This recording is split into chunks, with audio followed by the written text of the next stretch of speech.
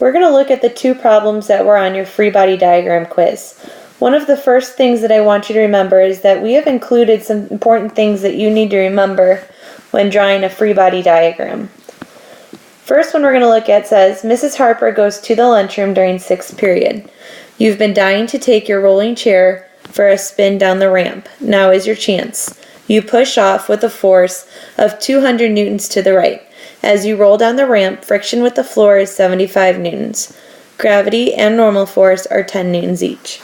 The very first thing that we are going to do is we are going to draw a box for our free body diagram.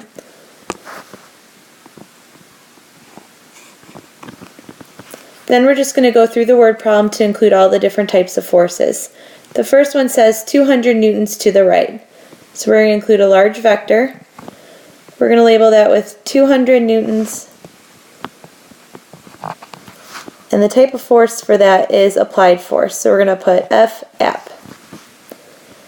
Next it says, as you roll down the ramp, friction with the floor is 75 newtons. I understand that many of you put the arrow coming down to represent friction with the floor. But remember, if you're rolling to the right, friction's trying to stop you. So it's always working the opposite way of your applied force. So we're going to make a smaller vector because 75 is smaller than 200. And this is friction, so we're going to label it as so. Next it says gravity and the normal force are 10 newtons each. Well, gravity is always pulling us down, so we're going to include that on the bottom. We're going to label that F grav, and it is 10 newtons. Normal force always works opposite, so we're going to do the same up here and put F norm,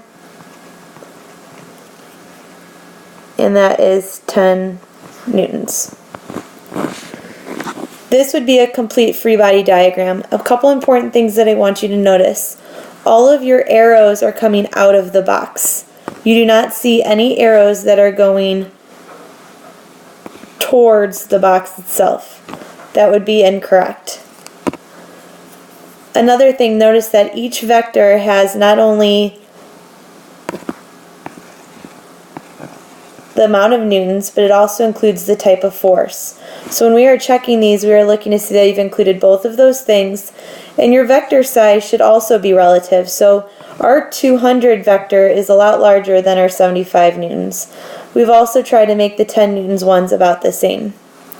From here we need to find the net force. Remember that we only look at opposites. So for example, if we were to first look at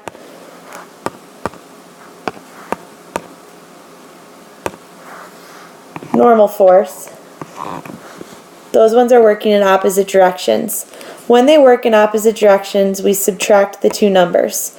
So 10 minus 10 is 0. This simply means that you are not rolling up or down in the chair. You are on the ground. The next one we're going to look at are these two right here. They are working in opposite directions, and as we said before, when they're working in opposite directions, you subtract. So 200 minus 75, that's going to give you 125 newtons. Finally, remember you need to include which way the chair is going. Since 200 is a larger number, it is going to the right. This would be your net force. Finally, it says where the force is balanced or unbalanced. Since you are in motion, you have a number. It is unbalanced.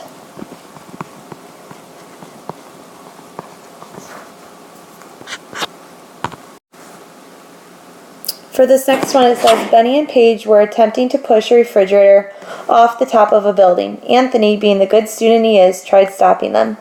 Benny and Paige were both applying a force to the left of 20 newtons each. Anthony was applying a force of 40 newtons to the right. Friction was 10 newtons. We are going to begin like we've done each of them. That's with a box.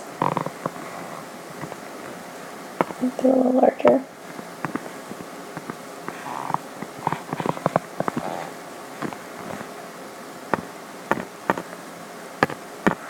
Alright, the first one says Benny and Paige were both applying a force to the left of 20 newtons. So I'm going to draw two vectors. They are both 20 newtons, and this is labeled applied force. It says Anthony was applying a force of 40 newtons to the right.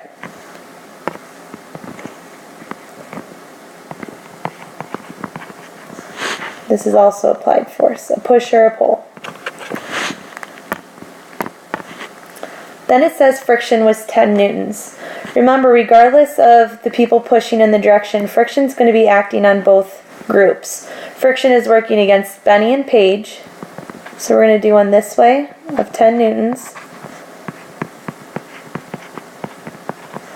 But it's also working against Anthony, so we're going to need to include an arrow over here.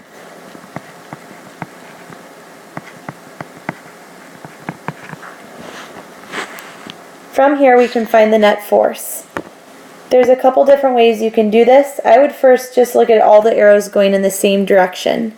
So when we look over at these three, we have 3 arrows going in the same direction, 20, 20, and 10. So when we add those all up, we get 50 newtons to the left. And then when we look over here, we have 40 and we have 10. So when we add those, we also get 50 newtons, but to the right. From there, we can look at these two numbers. They're going in opposite directions, so we subtract. When we subtract, we get 0 newtons. Because it's 0, we don't need to include which direction it's going, because it is balanced. The refrigerator is not moving.